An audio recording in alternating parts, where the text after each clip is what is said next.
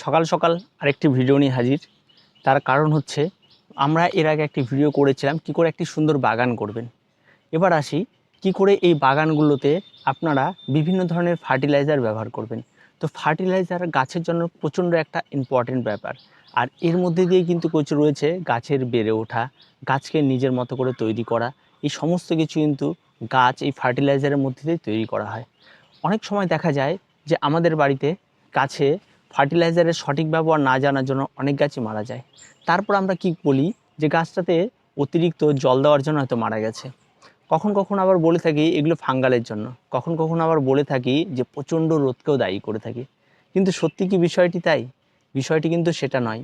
বিষয়টি আমরা সঠিক মাত্রায় ফার্টিলাইজারের ব্যবহার না করার জন্য কিন্তু আমাদের গাছগুলিকে আমরা নিজে হাতেই হত্যা করি। তো চলুন আজ আমরা গাছে ফার্টিলাইজারের ব্যবহার নিয়ে কথা বলি, যেটি প্রত্যেকের খুবই উপকারে লাগবে এবং প্রত্যেকেই মনোযোগ সহকারে শুনবেন।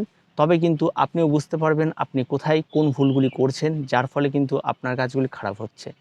আর যদি আপনি আপনার গাছগুলিকে আপনার চোখে দেখার মতো করে করতে চান, তাহলে অবশ্যই ভিডিওটি আপনাকে দেখতে হবে। কারণ দেখার মতো গাছ করতে গেলে কিন্তু অবশ্যই ফার্টিলাইজার ইউজের বিষয়টা সবার আগে জানতে হবে।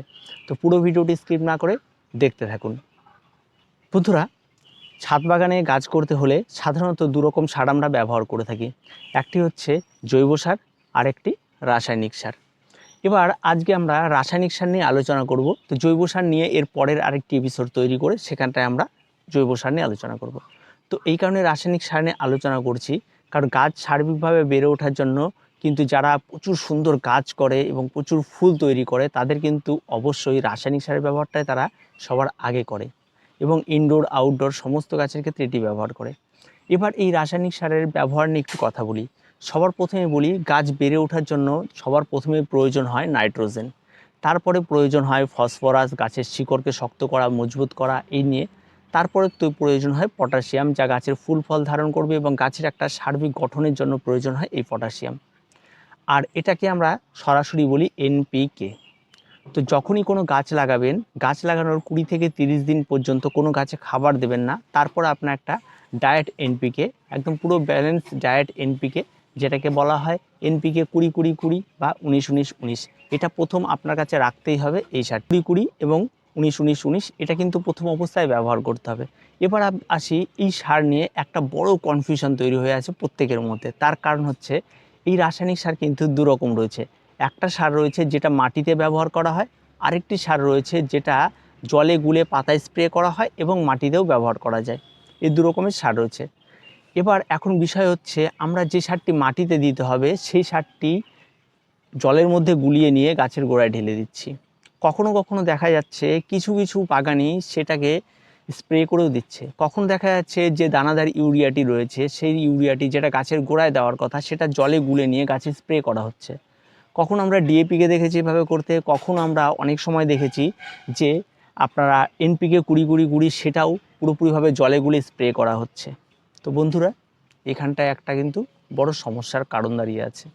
প্রথমেই বলি, এই যে দানাদার যে আপনারা এনপিকে 20-20-20টি দেখতে পাচ্ছেন, এই দানাদার এনপিকে 20-20-20টি কিন্তু আপনাদের মাটিতে ব্যবহার করার জন্য।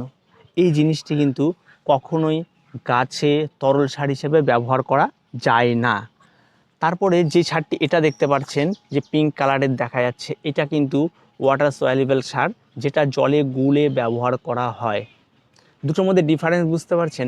এটা 1 কিলোর দাম 300 টাকা, এটা 1 কিলোর দাম 30 টাকা। এখন বিষয়টা হচ্ছে দুটোই তো একই জিনিস রয়েছে, কাজ তো এক হবে, হ্যাঁ একই কাজ হবে, একই রকম সব কিছু হবে। এবার প্রথমে বলি এটার বিষয়ে।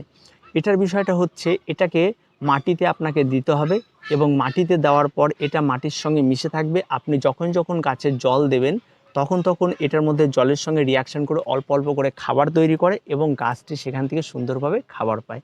এবং 7 দিনের খাবার যদি আপনি এখানে দিয়ে দেন, তাহলে সে ধীরে ধীরে ধীরে ধীরে 7 দিন ধরে সেই খাবারটি খাবে। বুঝতে পারলেন? এবার যদি মাত্রা বেশি হয়ে যায়, তাহলে জল দিলে তাহলে খাবারটা বেশি পরিমাণে তৈরি হয়, তখন কিন্তু গাছের কিন্তু ক্ষতি হয়। তার জন্য আপনাকে সবার প্রথমে এই সারটিকে নিয়ে আপনাকে আগে জানতে হবে এই সারটি কিন্তু জলে গুলে কোনো স্প্রে করার জিনিস নয়। এটা কিন্তু সবার প্রথমে জানতে হবে। যখন এই গাছটিকে আপনারা জলে গুলে ব্যবহার করবেন, ধরুন আপনারা গাছে এটি 10 দানা ব্যবহার করছেন এবার 10 দানা ব্যবহার করার পর আপনার সেই 10 দানা 1 লিটার জলে গুলে নিয়ে আপনারা 10টা গাছে একদিন ব্যবহার করলেন। তবে দেখা যাবে আবার 7 দিন পর ব্যবহার করলে সেই গাছে খাবারের পরিমাণ কমে যাবে, গাছ সঠিকভাবে গ্রোথ করবে না।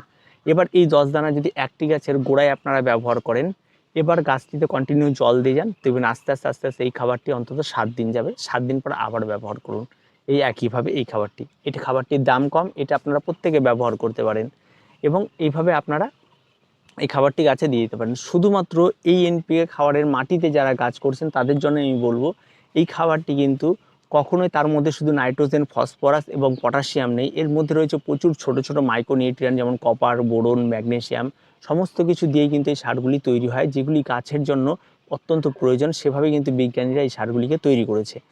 এবার সেখানে দাঁড়িয়ে এই গাছে কিন্তু নর্মালি এই সারটি আপনারা 21 দিন পর এই সারটি 5 থেকে 7 দানা প্রত্যেকটি গাছের জন্য আপনারা ব্যবহার করতে পারেন এই সারটি।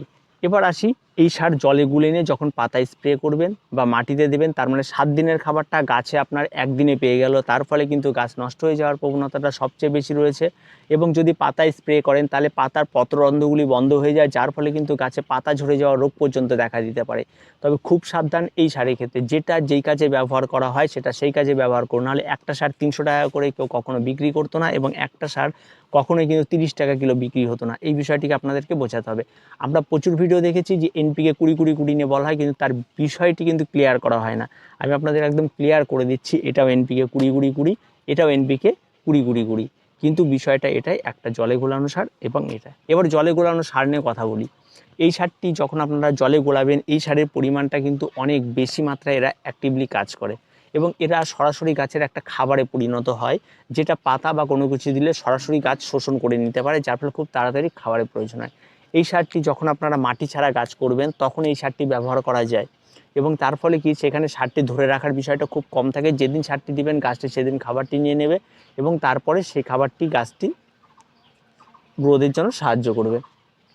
এবার এটি যখন আপনারা গাছে ব্যবহার করবেন তখন কিন্তু অবশ্যই আপনারা 5 লিটার জলে 5 গ্রাম মেশাবেন এবং প্রত্যেকটা গাছে 200 ml করে ব্যবহার করবেন, সর্বোচ্চ ম্যাক্সিমাম 200 ml, তার চেয়ে কম দিলেও কোনো ক্ষতি নেই। 200 ml করে এই খাবারটিকে ব্যবহার করবেন প্রত্যেকটি গাছে। আগেও বললাম গাছ লাগানোর 21 দিন পর থেকে।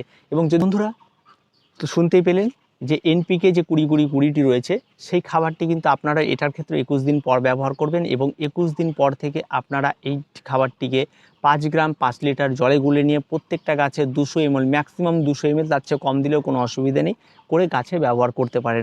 এবং এই খাবারটি আপনারা স্প্রে করেও দিতে পারেন, তাতে কোনো রকম কোনো ক্ষতি নেই। আপনারা কি যদি 5 লিটার জলে গুলিয়ে থাকেন তাহলে 1 লিটার জল স্প্রে করে দিন, বাকি জল গাছের গোড়ায় দিন, গাছ রকেটের গতিতে বাড়বে।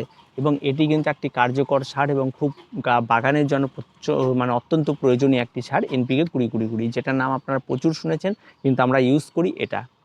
যারা ইউজ করে এটা তারা বলে এটা, তো সঠিক সিক্রেট ব্যবসায়টি কিন্তু কখনোই জানানো হয় না। এবং আমি আপনাদের বিষয়গুলিকে জানিয়ে দিলাম এবং ক্লিয়ার বিষয়গুলি বলে দিলাম যে গাছ কিন্তু আপনারা আর নষ্ট করবেন না।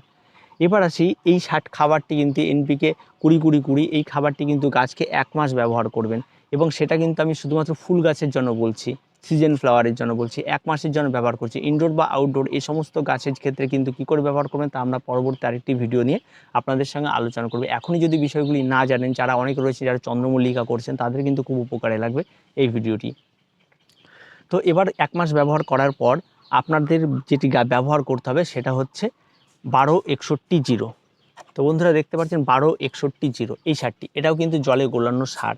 এই সারটিও কিন্তু এই দানাদারও পাওয়া যায় এবং সেটাও কিন্তু আপনারা যদি ব্যবহার করেন তাহলে এই 1 মাস পর আপনারা সিজন ফ্লাওয়ারের ক্ষেত্রে বলছি, আপনারা এটাকে আবার 5 থেকে 7 দানা আবার 1 মাস এটাকে ব্যবহার করবেন। কারণ গাছ একটা মিনিমাম জায়গায় বড় হয়ে গেলে তখন কিন্তু গাছে ফুল ফল ধারণের একটা বিষয় থাকে এবং ফুল ফল এবং গাছের ব্রাঞ্চের প্রচুর পরিমাণ প্রয়োজন হয়। তখন নাইট্রোজেনের সঙ্গে সঙ্গে গাছে কিন্তু একটু ফসফরাসের প্রয়োজন হয়, কারণ গাছ শক্ত হয়ে ধরে রাখবে, গাছ রোগ প্রতিরোধ ক্ষমতা গড়ে তুলবে। তার জন্য কিন্তু আপনাকে অবশ্যই 12-61-0 আপনাকে ব্যবহার করতে হবে। এবং পরবর্তীতে এই সমস্ত সারগুলি কী করে বাড়িতে তৈরি করবে সেটাও আমি একটি ভিডিও তৈরি করে আপনাদের দেখিয়ে দেবো। তো এবার এই সারটি কিন্তু তখন ব্যবহার করতে হবে যারা জলে গাছ করছেন বা বিভিন্ন ধরনের লাকি বাম্বু রয়েছে, তারাও এইটি কিন্তু আপনারা অবশ্যই 1 গ্রাম 1 লিটার জলে গুলে নিয়ে আপনারা সেটার থেকেও 2 চামচ 3 চামচ করে আপনাদের সেই গাছটিকে খাবার হিসাবে দিতে পারেন। গাছের পাতা হলুদ হবে না, কোনো কিছু হবে না, গাছ সুন্দর থাকবে। তো এটাও কিন্তু একটা জলে গুলিয়ে দেওয়ার খাবার রয়েছে। এবং সেটা কিন্তু ড্রাই খাবারও পাওয়া যায়, সেটাও একই রকমভাবে মাটিতে দেবেন এবং জলে দেবেন, মাত্রা একই রকম মাত্রা। এটাও ঠিক একই 5 লিটার জলে 5 গ্রাম গুলিয়ে নেবেন, গুলিয়ে নিয়ে সমস্ত গাছগুলিতে 200 ml করে ম্যাক্সিমাম দেবেন এবং স্প্রে করেও দিতে পারেন। এটাও কিন্তু ঠিক 1 মাস চলবে। আর সিজন ফ্লাওয়ার কিন্তু 3 মাসের গাছ। এবার তারপরে যখন গাছে কুড়ি চলে আসবে তখন কিন্তু আর কোনো গাছে কোনো খাবার ব্যবহার করতে হবে না, তখন প্লেন পটাশ কিনবেন, একদম লাল রঙের কালারের পটাশ হয়, কোনো হাবিজাবি সালফেট অফ পটাশ, হাবিজাবি এই সমস্ত কোনো কিছু, প্লেন লাল রঙের পটাশ কিনবেন এবং 5 লিটার জলে 1 গ্রাম ওই প্লেন যে পটাশটি রয়েছে সেটা আপনারা জলে গুলে নিয়ে যারা ঘেঁষে বা পরিচিত করছে তারা সেখানে ব্যবহার করতে পারেন, বা যারা মাটিতে করছেন তারা সরাসরি 1 গ্রাম করে প্রত্যেকটা গাছে তখন ব্যবহার করে দেবেন। এটা 2 সপ্তাহ ব্যবহার করবেন না, 2বার দেবেন গাছে, সপ্তাহে 1বার করে 2বার ব্যবহার করবেন। তারপরে গাছকে ছেড়ে দিন, গাছকে নিজের মতো করে বাড়তে দিন, দেখবেন গাছ সুন্দরভাবে বেড়ে উঠবে, ফুল ফলে ভরে উঠবে। তো এটা হচ্ছে কোনো একটা ফার্টিলাইজারের সঠিক ব্যবহার, এবং সেই ব্যবহারটা বা সঠিক সময়টা যদি আপনারা না জানেন তাহলে কিন্তু ফুল গাছ প্রচুর নষ্ট হচ্ছে।